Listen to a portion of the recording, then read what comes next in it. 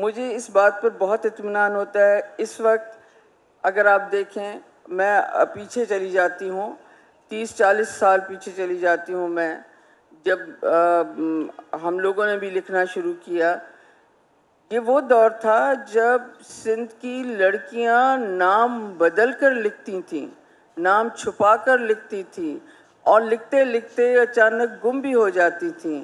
آج اگر آپ دیکھیں کہ سندھ میں لکھنے والی ہماری جو ہیں لکھاری لڑکیاں, شاعرات اور کہانیاں لکھنے والی لڑکیاں جو آپ دیکھیں, نہ صرف وہ ایکٹیوسٹ دیکھیں, وہ ایکٹیوسٹ دیکھیں جو جلتے الاؤ کے سامنے کھڑی ہو جاتی ہیں ڈٹ کر اور اپنا کریئر اپنی زندگی سب داؤ پر لگا کر کھڑی ہو جاتی ہیں. آپ سب کے نام جانتے ہیں, مجھے نام لینے کی ضرورت نہیں.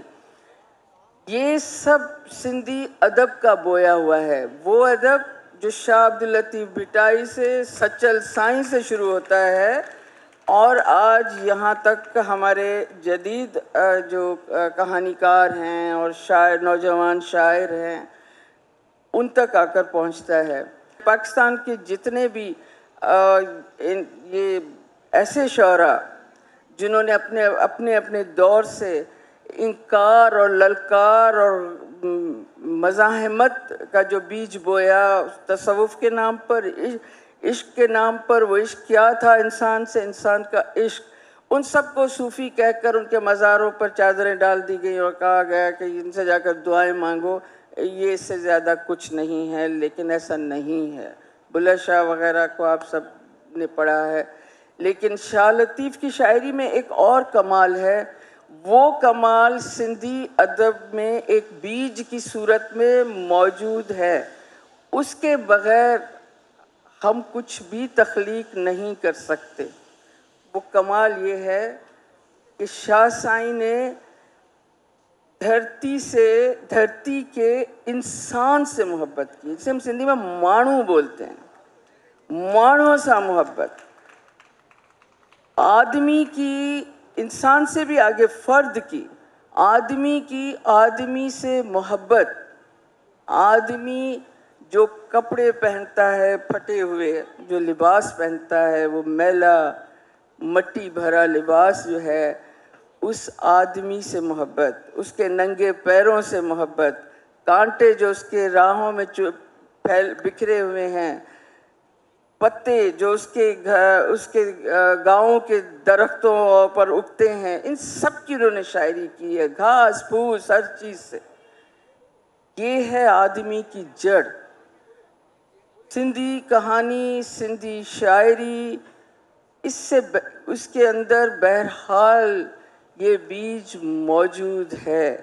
اگر ہم اس بیج کو نکال دیتے ہیں تو وہ صرف پھر ایک خلا میں ایک تصوراتی بات ہو جاتی ہے جو ظاہر ہے سندھ میں قابل قبول نہیں ہوتی. آپ کمال دیکھیے, یہ واحد سندھ ہے جہاں اگر سندھ مصیبت میں ہے, آپ نے کہیں نہیں دیکھا ہوگا, اگر سندھ مصیبت میں ہے, سندھ کی دھرتی یا سماج, خاص طور پر دھرتی, کسی مسئلے سے گزر رہی ہے, چاہے وہ سیاسی ہے, ریاست کا دباؤ ہے, جو بھی ہے, عوام میں سے, سندھی قوم میں سے جو للکار اٹھتی ہے, وہ للکار کس پر اٹھتی ہے؟ وہ نہ سیاستدان پر اٹھتی ہے, نہ سیاسی ایکٹیوسٹ پر اٹھتی ہے.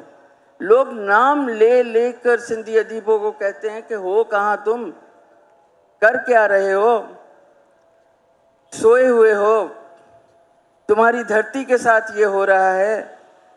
تو جب تک سندھی ادیب, سندھی شاعر اپنی سندھ کی دھرتی کے ساتھ اٹھ کر کھڑا نہیں ہوتا, اور میں جب سندھ کی دھرتی کہہ رہی ہوں, میں جب سندھ کے مسائل کہہ رہی ہوں, تو اس میں کراچی میں موجود تمام زبانیں بولنے والوں کو, خاص طور پر اردو زبان بولنے والوں سمیت بات کر رہی ہوں. ایسا نہیں ہے میں الگ کر کے بات کر رہی ہوں. یہ جو اردو بولنے والوں کے ساتھ آج آپ دیکھ رہے ہیں کہ ایک باہمی محبت کا رشتہ جڑتا چلا جا رہا ہے. یہ جو آگ یہاں جلی اور جسے بجھانے کا جو کام کیا ہے, اس میں سندھی ادیب بہت پیش ہے. یہ کردار، یہ رول اس سے سندھی کہانیوں، سندھی شاعری سے ملا ہے، پیچھے سے لے کر آج تک. سو اگر یہاں انسان کو ابھی زندہ جلایا نہیں گیا، اس کا کریڈٹ سندھی ادب کو جاتا ہے، بخدا سندھی ادب کو جاتا ہے. یہاں اگر مندر ابھی بھی موجود ہیں، یہاں اگر نان مسلم ابھی بھی عزت اور وقار کے ساتھ کچھ نہ کچھ اس کے جان و مال عزت محفوظ ہے، اس کا سارا کریڈٹ سچل سائیں اور شاہ سائیں سے لے کر آج کے نوجوان سندھی ادیب اور شاعر کو جاتا ہے.